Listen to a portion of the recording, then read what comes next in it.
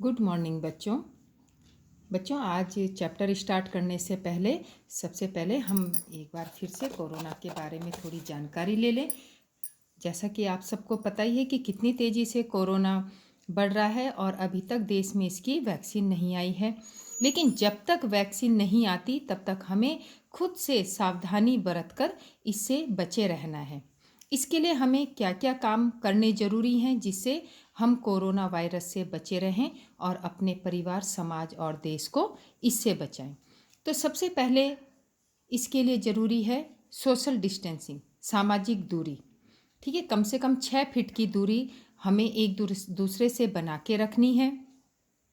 दूसरा है अपने हाथों को बार बार किसी भी साबुन से धोते रहना या सैनिटाइज करना, क्योंकि इससे जितने भी हमारे हाथ के जो कीटाणु हैं वो मर जाएंगे और हम बीमारी से बचे रहेंगे। तीसरी बात, इसमें सबसे ज़रूरी बात है मास्क पहनना। एक यही सबसे बड़ा हथियार कोरोना से लड़ने का है कि हम सही तरीके से मास्क पहनकर ही अपने घर से बाहर निकलें। अगर हम ये सावधानियां बरतेंगे तो हम कोरोना से लड़ सकते हैं। तो चलिए अब स्टार्ट करते हैं आज का चैप्टर। तो मैंने आपको पहले भी इसमें अपठित गद्यांश के बारे में बताया था कि अपठित गद्यांश हम किस तरह से लिखते हैं, किस तरह से हम उसके क्वेश्चन आंसर बनाते हैं। तो इसके लिए हमें अपठित गद्यांश को बहुत ध्यान से पढ़ने की ज़रूरत होती है। ठीक है, अपठित जिसका अर्थ ही क्या है, जो पहले कभी ना पढ़ा हो। अपठित का मतलब होता है जो पहले ना पढ़ा गया हो, अपठित गद्यांश है। इससे क्या होता है कि एग्जाम में आपसे जो पूछा जाता है, एक पैराग्राफ आपको दिया जाता है, बाकी क्वेश्चन आंसर आपको आपके चैप्टर से पूछे जाते हैं, लेकिन एक अपठित गद्यांश ही ऐसा होता है जो आपको पढ़ाया नहीं जाता, वो आपको कहीं से भी लिख के दिया जा सकता है। तो जो पाठ जो या चैप्टर या जो गद्यांश आपने ना पढ़ा हो उसे अपठित गद्यांश कहते हैं। इसमें बच्चे का सोचने की और समझने की शक्ति को आंका जाता है कि बच्चा जिस चीज़ को पढ़ रहा है फिर उससे संबंधित इसमें प्रश्न पूछे जाते हैं कि बच्चे ने जो पढ़ा उसको कितनी जल्दी वह समझा और किस तरह से उसने उसके आंसर दिए। तो इसलिए ये अपठित गद्यांश होते हैं। इनमें उनसे संबंधित प्रश्न पूछे जाते हैं। प्रश्नों के उत्तर को छात्र उसी गद्यांश के आधार पर उन्हें उनके उत्तर देने होते हैं। ऐसे नहीं कि आपने क्वेश्चन पढ़ लिया और आंसर आप किसी और के दे रहे हो, उसी से संबंधित आपको आंसर देते हैं।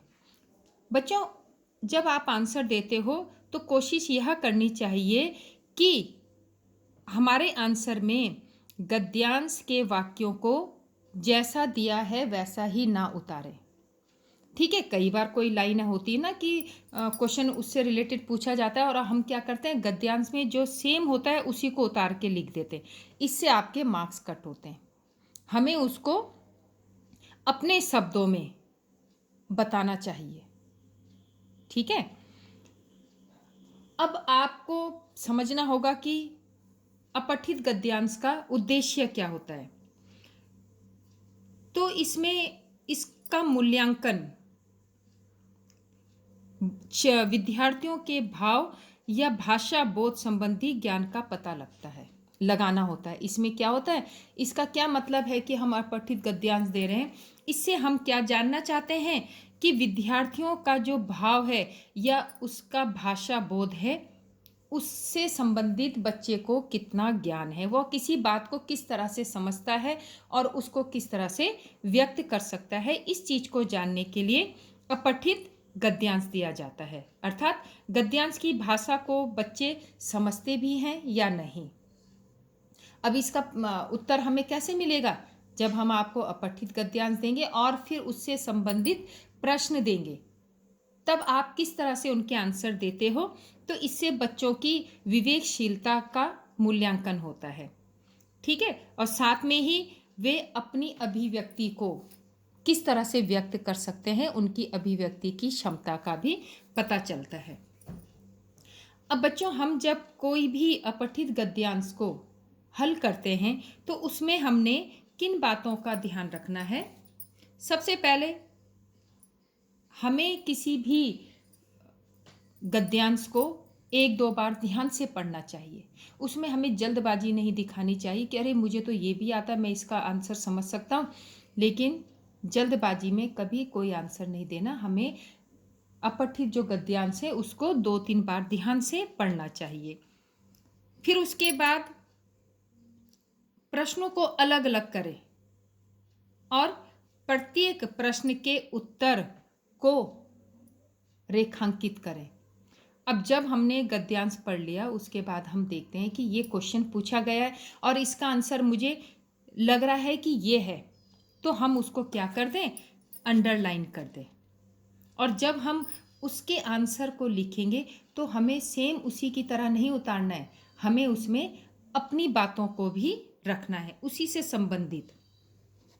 जब प्रश्नों के उत्तर लिखना प्रारंभ करें तो लेखक द्वारा कही गई बात को सरल एवं स्पष्ट भाषा में छोटे छोटे वाक्यों में व्यक्त करें।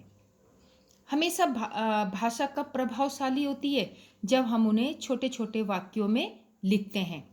अगर हम बड़े वाक्यों में लिखेंगे तो उसका प्रभाव कम हो जाता है। तो बच्चों, हमें कोशिश करनी चाहिए कि हम जब भी कोई आंसर दे रहे हों तो उसको हमें छोटे वाक्यों में लिखें। अब नेक्स्ट इसमें है जरूरी बात, जो भी कहना हो कम से कम शब्दों में कहें। ये भी एक तरह की कला है कि हम किसी बड़ी बात को छोटे रूप में कैसे लिखें। तो जितना हमारी बातों का छोटा रूप होगा वह उतना ही आकर्षक होगा, उसे पढ़ने का मन करेगा। और अगर हम जटिल शब्दों का प्रयोग करेंगे, कठिन शब्दों का प्रयोग करेंगे जिसका अर्थ समझने में हमें परेशानी हो, तो वो पाठक के लिए परेशानी खड़ी कर देता है। तो हमें छोटे शब्दों और सरल शब्दों का प्रयोग करना चाहिए। अब बाद में आती है बात, शीर्षक लिखना होता है।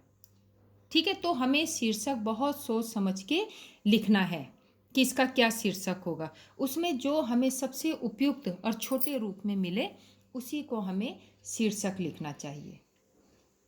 तो बच्चों, ये अपठित गद्यांश को इसके प्रश्नों को हल करते समय हमें इन्हीं बातों का ध्यान रखना है। अगर आप इन बातों का ध्यान रखोगे तो बहुत अच्छे तरीके से आप इसको सॉल्व कर पाओगे।